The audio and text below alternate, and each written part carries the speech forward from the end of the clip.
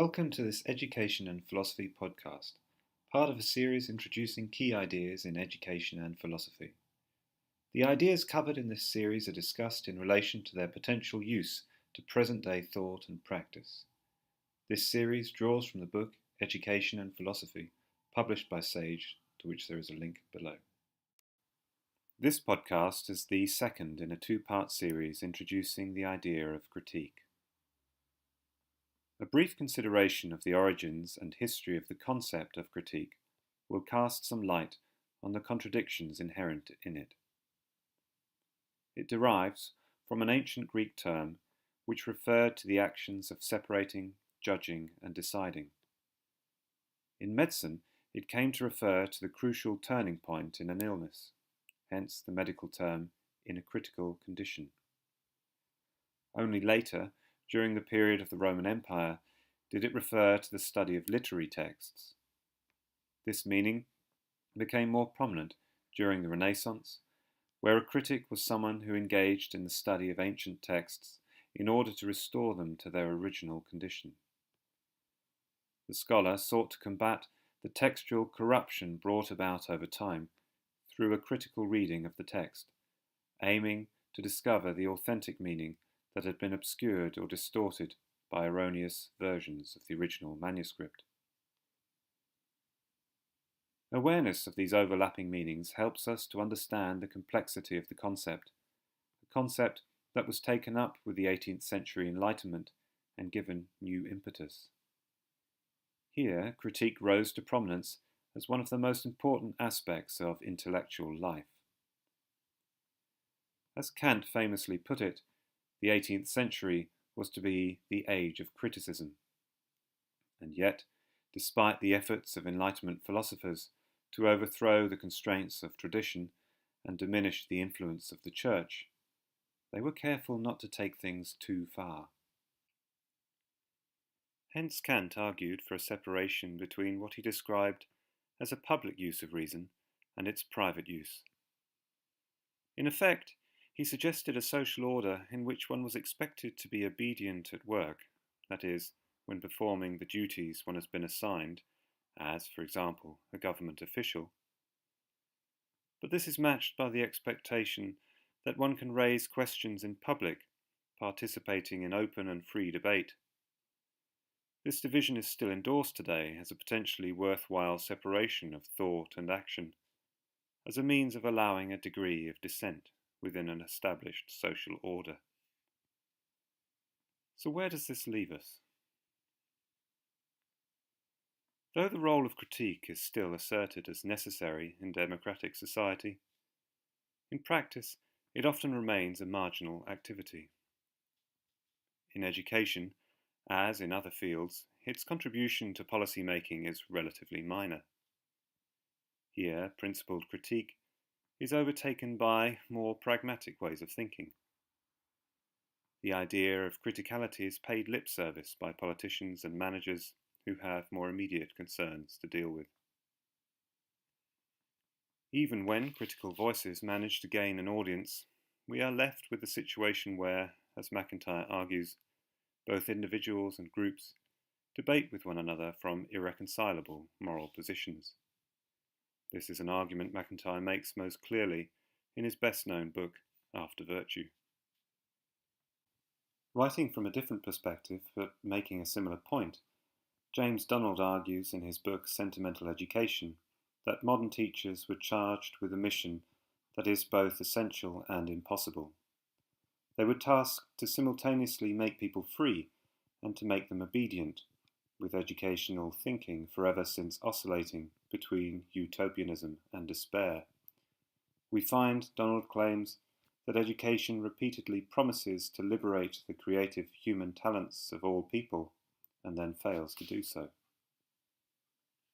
A common but rather problematic solution adopted by many contemporary educators is to stick to some weakened version of enlightenment and claim to be developing free-thinking individuals of a more pragmatic kind, able to act with some degree of independence. This commitment, so it is believed, will help reduce unthinking conformity to authority and allow people to engage in educated debate.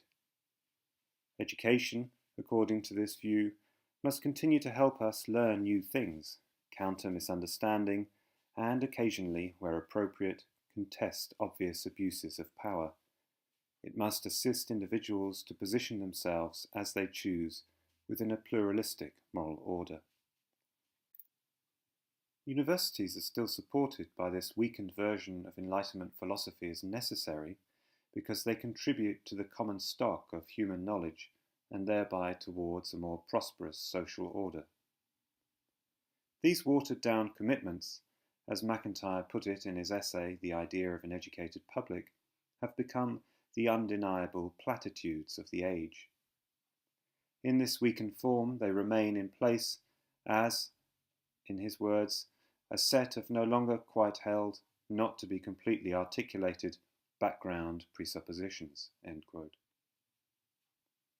An Enlightenment narrative of sorts still constitutes the self-understanding of the education profession.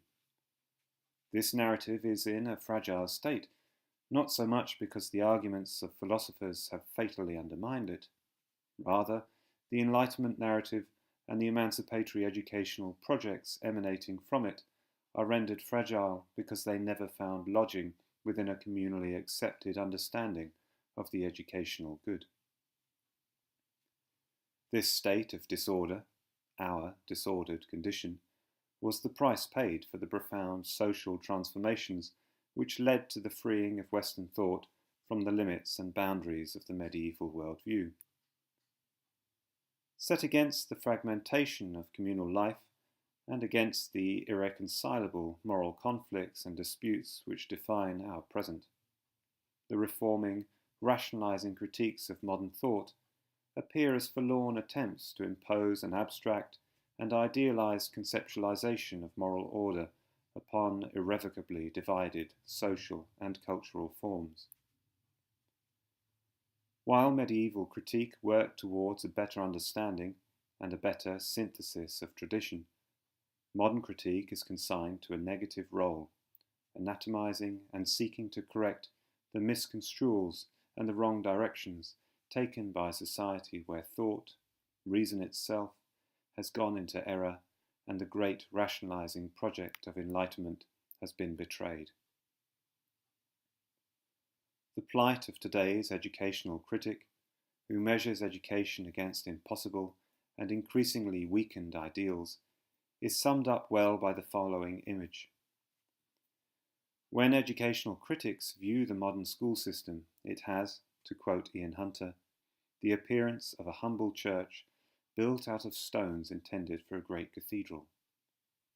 It is mocked by the scale of its unrealized potential, by the grandeur of the edifice that it might have been, if only its builders had not lost faith and gone into moral and political bankruptcy. End quote. Educational critics typically view the contemporary school and the contemporary university in this way, as the flawed realization of an ideal form. In so doing, they position themselves outside social reality, expressing disappointment at the untidy, messy improvisations and compromises that constitute today's educational institutions. They refuse to engage with the ambivalent consequences of enlightenment, insisting instead on measuring realities against lofty ideals that are no longer quite believed. This kind of critic has nothing to offer but a point of view that measures educational realities against distant ideals, against which education must always fall short. Unsurprisingly, then, critique has become associated in popular usage with negativity. In a time-worn complaint, entrenched authorities attack critical voices for having nothing positive to offer, which is to say, nothing which can be realistically rolled out. Critics are attacked for their self-righteous judgmentalism, for refusing to reduce their expectations to what can be practically achieved. Nonetheless, there is something admirable in the critic's determination to maintain some distance from practical, concrete demands which threaten to reduce what can be thought to what can be achieved in a given situation. The increasingly common insistence that educational establishments should offer only practically useful knowledge, which is to say, knowledge that fits the demands of society as they are presently configured, is surely to be resisted. The difficulty, however, is that in Western societies the practice of critique has been deformed into a professional activity, as MacIntyre puts it. Critique has become a specialist pursuit of a kind that is, by definition, largely unavailable to a wider public. This marginal position given over to critique gives those occupying these positions moral status as commentators and spokespeople for the common good. Indeed, as moral notables, critical intellectuals often occupy distinguished university positions. Yet despite their eminence, they are unable to mobilize a strong alternative, because there is no established moral authority to which they might appeal. So, to summarize, education is confronted by a bottom-line ultimatum. If an educational institution is to survive, it must show that it is useful. In this context, it would seem as though critique has relatively little to offer. It cannot speak to this educational reality if it insists upon discussing that reality in negative, moralistic, and abstract theoretical terms. The story of modernity is indeed the story of the disconnection of moral discourse from the realm of social decision-making. In this context, the high aims of Enlightenment reason provide a kind of decorative finish to the instrumental activities of today's education. They offer a kind of nobility and moral seriousness that is tolerated, even welcomed, so long as it does not undermine the reputational and increasingly commercial success of the institution it is associated with. Critique undoubtedly has a function, and yet that function may not reflect its ideals. These ideas are discussed in more detail in Chapter 10 of Education and Philosophy. If you would like to hear another podcast discussing a key idea related to education and philosophy, click below. Thank you for listening.